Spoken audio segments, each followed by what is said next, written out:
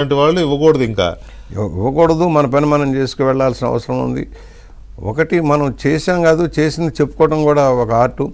మౌనం వహించడం కరెక్ట్ కాదు కదండి. అవును, ఇప్పుడు అందరం నోరు తెచ్చి మాట్లాడితే పబ్లిక్లోకి వెళ్తుంది. మీ డిబేట్లోకి ఎంతమంది రాగలుగుతున్నారు? రావట్లేదు. అది ఇదైతే నేను చంద్రబాబు నాయుడు గారి దృష్టికి కూడా తీసుకెళ్ళాను. ఎందుకు రావటం లేదు? ఎందుకు రావట్లేదంటే అధికారం లేనప్పుడు వస్తారు, అధికారం ఎలా ఉంది? ఎంజాయ్ చేస్తారు.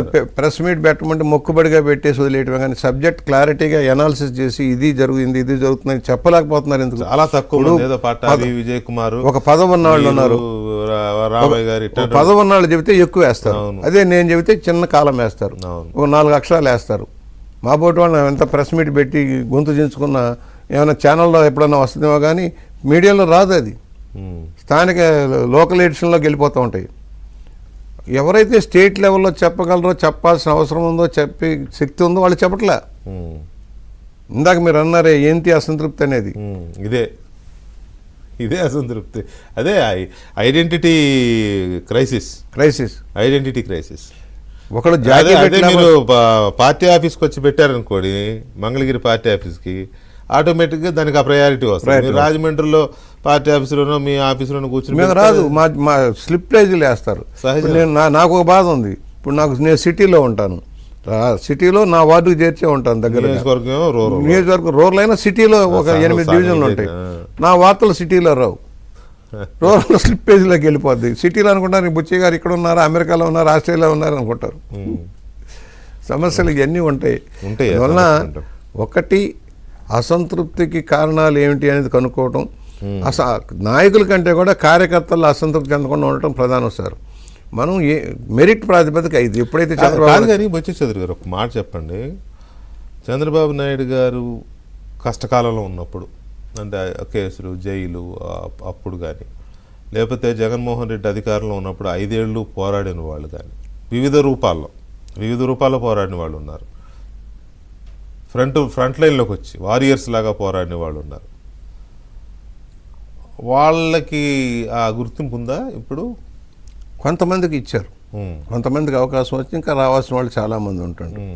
మేమంతా ఇప్పుడు నేనున్నాను, నా వరకు నేను అసెంబ్లీలో పోరాడాను కదా, ఈ వయసులో కూడా అసెంబ్లీలో పోరాడాను కదా. ముందు ఫ్రంట్లోనే ఉండేవాడిని. టీవీ రెగ్యులర్గా మీ డిబేట్లు అన్నింటిలోకి వచ్చేవాడిని. ఇదే కదండి ఆవిడ డిబేట్లు. మీరు మళ్ళీ చెప్తున్న పట్టాభి, విజయ్ కుమార్ ఇలాంటి చాలా తక్కువ మంది అంటే కూడా వచ్చేవాళ్ళు. అలాగే ఉండేవాళ్ళం. నేను భయపడలేదు కదా. సోషల్ మీడియాలో నేను ఫస్ట్ యాక్టివిటీ చేసింది నేనే. సోషల్ మీడియాలో పంచులు వేసుకుంటూ టాప్ లెవెల్లో చేసాం. కానీ దానికి తగిన గుర్తింపు కావాలని నేను కూడా కోరుకుంటాను. ఏ నాయకుడైనా కోరుకునేది తగిన ప్రోత్సాహం ఉండాలి. ఒకటి నీతి నిజాయితీకి గౌరవం ఇవ్వాలి, వాల్యూ ఇవ్వాల్సిన అవసరం ఉంటుంది. నేను కాదు, ఎవరికైనా కావచ్చు. పార్టీలు నాలాంటి వాళ్ళు 1000 మంది ఉంటారు కార్యకర్తలు. మరుగున పడిపోకూడదు కదా వాళ్ళందరూ కూడా. మాదేముంది, మేము 7 సార్లు ఎమ్మెల్యే అయ్యాము. ఈ వయసులో మేము పెద్దగా ఏదో నెత్తిన ఏదో కిరీటాలు రావాలని కోరుకునే బ్యాచ్ కాదు. పార్టీ సిద్ధాంతాలకు కట్టుబడి కమిటెడ్గా పనిచేయటం నాకు అలవాటు. ఏ పని ఇచ్చినా నా పని నేను చేసుకెళ్ళిపోతాను. అంటే కొంతమంది ఇప్పుడు అంటే వైసీపీ చేసే ప్రచారం ఎలా ఉందంటే అసంతృప్తితో చాలామంది రగిలిపోతూ ఉన్నారు. కొంతమంది ఏమో ఆల్రెడీ వైసీపీకి టచ్లోకి వెళ్ళారు అనే ప్రచారం చేస్తారు. నాకు తెలిసి తెలుగుదేశంలో అలాగ ఇలాంటి ఈ సందర్భంలో ఒకటి చెబుతున్నా. ఒకటి, చట్టం తన పని తను చేసుకెళ్తుందని నేను నమ్మినా కూడా కొన్ని కారణాల చేత న్యాయ వ్యవస్థ కొంచెం లేట్ అవుతుంది.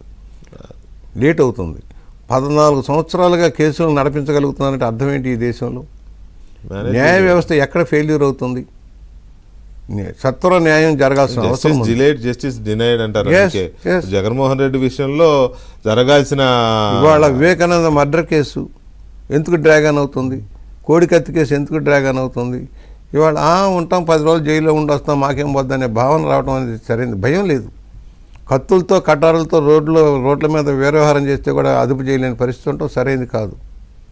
భయం పోతే వాళ్ళు పెట్టరేగిపోతే రేపొద్దున నిజమే ఆ రకంగా మారణాయుధాలు పట్టుకొని చెలరేగి స్వైర విహారం చేస్తుంటే ప్రభుత్వం మరి ఎందుకంటే ఊరుకుంటుంది? కఠినంగా ఉండాల్సిన అవసరం ఉంది. అసలు ఆ రోజున ఏమీ లేకుండానే పౌర హక్కులు అణిచేశారు, రాజ్యాంగాన్ని గౌరవించలేదు. మనం రాజ్యాంగాన్ని గౌరవిద్దాము, పౌర హక్కులను గౌరవిద్దాము, కానీ అరాచకవాదం అణచివేయాల్సిన అవసరం ఉంటుంది.